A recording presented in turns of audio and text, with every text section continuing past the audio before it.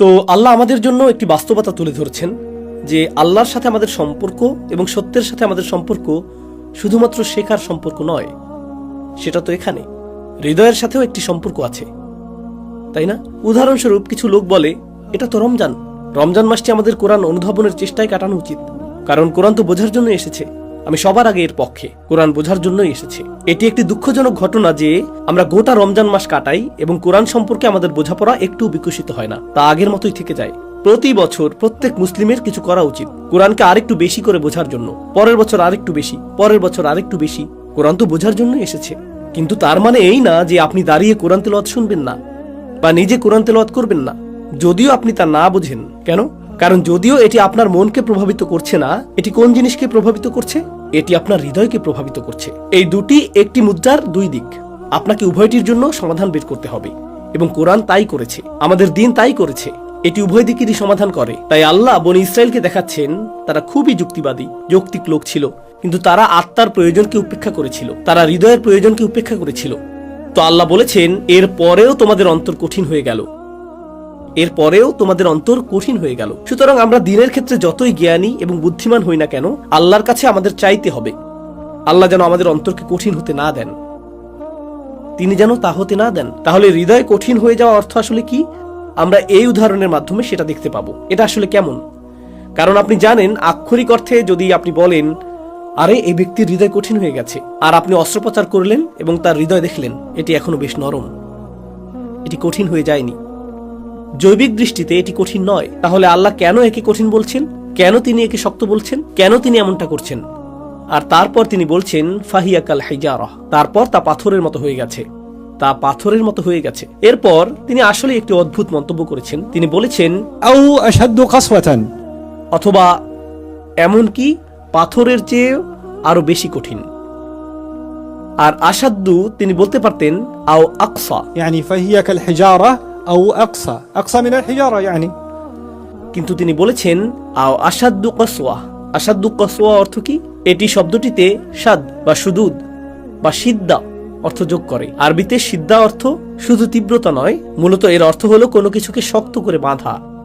যখন আপনি কোনো কিছুকে শক্ত করে বাঁধেন একে বলা হয় শাদীদ। উদাহরণস্বরূপ কোরআনে এসেছে فشد الوثاق বন্দীদের দড়ি শক্ত করে বাঁধো, যাতে কোনো ফাঁকা না থাকে, খোলা জায়গা না থাকে, তাই না? আমি যখন ছোট ছিলাম আমি আমার জুতার ফিতা ঠিক মতো বাঁধতে জানতাম না, তো আমার সমাধান ছিল গিটের উপর গিট, তার উপর গিট দিতে থাকা, তাহলে তা আর খুলবে না। এর সমস্যা হলো যখন আপনি খুব শক্ত করে বাঁধেন তখন কি ঘটে? আপনি তা খুলতে পারেন না, কারণ এটি খুব শক্ত, আপনি খোলার মতো কোনো জায়গা পান না। আরবিতে এটাই হলো সিদ্দা। তো তিনি বলছেন হৃদয় এত কঠিন হয়ে যায় যে ভেতরে কিছু ঢোকার জন্য কোনো ফাঁকা থাকে না, কোনো কিছু খুব শক্ত হলে তাতে কিছুই প্রবেশ করতে পারে না। তো এখন আল্লাহ তাদেরকে পাথরের চেয়েও খারাপ হিসেবে বর্ণনা করছেন, এই হৃদয়গুলো পাথরের চেয়েও খারাপ। তিনি এখানে কত ধরনের পাথরের কথা বলেছেন? কত ধরনের পাথর? 3 ধরনের পাথর। কিন্তু এই উপমা থেকে মূলত আপনার যা বোঝা উচিত, তিনি পাথরের কথা বলছেন না, 3 ধরনের পাথর, আসলে 3 ধরনের হৃদয়ের কথা বলছেন। 3 ধরনের হৃদয় হলো 3 ধরনের পাথর।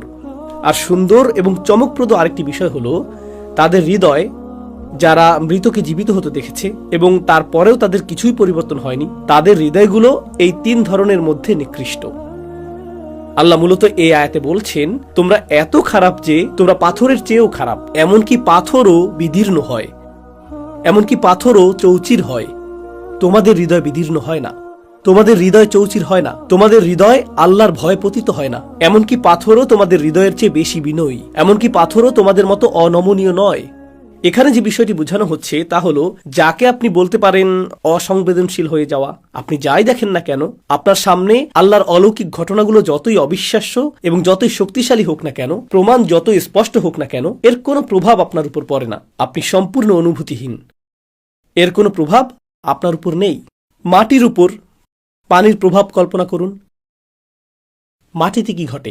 মাটিতে সামান্য ছিদ্র হয়ে যায়, পানির ফোঁটা মাটিতে পড়ে, তারপর সেই পানি মাটির ভিতরে প্রবেশ করে, আর মাটির ভিতর যদি কোনো বীজ থাকে তখন তা পুষ্টি লাভ করতে শুরু করে, তারপর ঘাস জন্মাতে শুরু করে, গাছপালা জন্মাতে শুরু করে, বড় গাছ জন্মাতে শুরু করে, তাই না? কারণ পানি ভিতরে প্রবেশ করতে পেরেছে। এখন পাথরের চেয়েও কঠিন কিছুর উপর পানির প্রভাব কল্পনা করুন, সেখানে পানির কি ঘটবে? এতে কিছু যায় আসে না যে কতটা পানি পড়ছে, এটা ঠিক ছিটকে বেরিয়ে যাবে, কিছু ভিতরে প্রবেশ করবে না। এটা পাথরের চেয়েও কঠিন। এই উদাহরণটি আরো ভালোভাবে বুঝতে আমি অনেকদিন আগে বিষয়টি নিয়ে গবেষণা করেছিলাম। আজকে এটা পুনরায় দেখলাম, কারণ এই জিনিসগুলো আমি সহজেই ভুলে যাই। আমি পাথর নিয়ে পড়াশোনা করেছি, কারণ আল্লাহ পাথরের কথা বলেছেন, আর পাথর সম্পর্কে আমি তেমন কিছু জানি না। ছোটবেলায় এগুলো নিয়ে দুষ্টামি করা ছাড়া আমি তেমন কিছু জানি না। পাথর সম্পর্কে আমার সবচেয়ে কৌতূহল জাগ্রতকারী বিষয়গুলোর একটি হলো, পৃথিবীতে আল্লাহ বিভিন্ন ধরনের পাথর তৈরি করেছেন এবং এদের অনেকগুলোর মধ্যে ক্ষুদ্র ক্ষুদ্র গর্ত থাকে, ছিদ্র থাকে এবং সূক্ষ্ম নালা থাকে, যার ফলে হাজার হাজার, কখনো কখনো লক্ষ লক্ষ বছর ধরে বৃষ্টি পড়তে থাকলে বা ভিজতে থাকলে পানির কণাগুলি পাথরের কেন্দ্রে পৌঁছে যায় এবং এর ভিতরে পানির স্ফটিক তৈরি হতে শুরু করে। এমনকি সেগুলো উন্মুক্তও করা হয়েছে। আপনি এই বিষয়ে ইউটিউব ভিডিও দেখতে পারেন। লক্ষ লক্ষ বছরের পুরনো পাথর পাওয়া গেছে, যা ফাটিয়ে ফেলার পর এর ভেতর পানি পাওয়া গেছে, যা লক্ষ লক্ষ বছর ধরে ভিতরে আটকে ছিল, তাই না? যদিও উপরিভাগে এটাকে মসৃণ দেখায়, আমাদের ত্বকের স্পর্শে এতে কোনো ছিদ্র আছে বলে মনে হয় না। আসলে ছিদ্র রয়েছে, এটি ভেদযোগ্য এবং পানি ভিতরে প্রবেশ করে। পাথরের ভিন্ন ধরনের গঠনও রয়েছে। পানিতে কখনো কখনো অল্প পরিমাণে অ্যাসিড থাকে, বিশুদ্ধ পানি নাও থাকতে পারে। তো কখনো কখনো সেই অ্যাসিড পাথরকে ক্ষয় করতে শুরু করে এবং এটিকে নরম করতে থাকে, নরম করতে থাকে, নরম করতে থাকে। এভাবেই অবশেষে বিশাল আকৃতির পাথরগুলোও ফেটে যায়। আপনি এগুলোর ভিতরে প্রাচীন পানি পাবেন, প্রায় এরকম দেখতে পাওয়া যায়। এখানে দৃশ্যপটটি হলো একটি জলপ্রপাত বা প্রবাহমান ঝর্ণার দৃশ্যপট। ইয়াতাফাজ্জারু মিনহুল আনহার। এটি একটি জলপ্রপাতের মতো, আর এটি যথেষ্ট বৃষ্টি এবং যথেষ্ট সময় ধরে পানির সংস্পর্শে থাকার পরে পাথরের মাঝে দীর্ঘ সময় ধরে যথেষ্ট রাসায়নিক বিক্রিয়া ঘটে, যার ফলে তা যথেষ্ট দুর্বল হয়ে পড়ে এবং ভেঙে পড়ে, আর ভিতরে থাকা পানি প্রবল বেগে বেরিয়ে আসতে শুরু করে এবং এটি একটি জলপ্রপাতে পরিণত হয়। অন্য কথায়, যথাযথ সংস্পর্শের দ্বারা এমনকি কঠিনতম পৃষ্ঠও ভেঙে যায়। আল্লাহর আয়াতের যথাযথ স্মরণের দ্বারা এমনকি কঠিনতম হৃদয় উন্মুক্ত হয়ে যায়। সুতরাং আল্লাহ এই তিনটি উদাহরণ দিয়েছেন। তো আসুন এই উদাহরণ তিনটি বিশ্লেষণ করা যাক। এই তিনটি উদাহরণের অর্থ বোঝার জন্য আমি একটি উপায় অবলম্বন করি, তা হল রাসূল সাল্লাল্লাহু আলাইহি সাল্লামের হাদিস, যেখানে তিনি ইমানদারদের বর্ণনা দিয়েছেন। জিবরিল আলাইহিস সালাম তাকে তিনটি প্রশ্ন করেছিলেন। أخبرني عن الإحسان والإيمان والإسلام. তো প্রশ্ন তিনটি ছিল, আমাকে ইহসান সম্পর্কে বলুন, আমাকে ঈমান সম্পর্কে বলুন এবং আমাকে ইসলাম সম্পর্কে বলুন, এবং আপনি সেভাবে এটিকে ভাবতে পারেন। আমি এই বিষয়টি ব্যাখ্যা করার জন্য এই উপমাটি ব্যবহার করছি। আপনি যখন আবু বকর সিদ্দিক রাদিয়াল্লাহু তাআলা আনহুর কথা ভাবেন, তিনি ঈমান আনার জন্য ইতিমধ্যেই প্রায় প্রস্তুত ছিলেন। তিনি ইতিমধ্যেই ঈমানের দ্বার প্রান্তে ছিলেন। ঈমানদার হওয়ার জন্য যা যা প্রয়োজন তা ইতিমধ্যেই তার মধ্যে ছিল। এমনকি রাসূল সাল্লাল্লাহু আলাইহি সাল্লাম নবী হওয়ার বিষয়ে কিছু বলার আগেই, তো যে মুহূর্তে রাসূল সাল্লাল্লাহু আলাইহি সাল্লাম তাকে এই বাড়ি সম্পর্কে বললেন, তিনি বলেননি আমাকে এই ব্যাপারে ভাবতে দিন অথবা সিদ্ধান্ত নেওয়ার জন্য আমার কিছু সময়ের প্রয়োজন।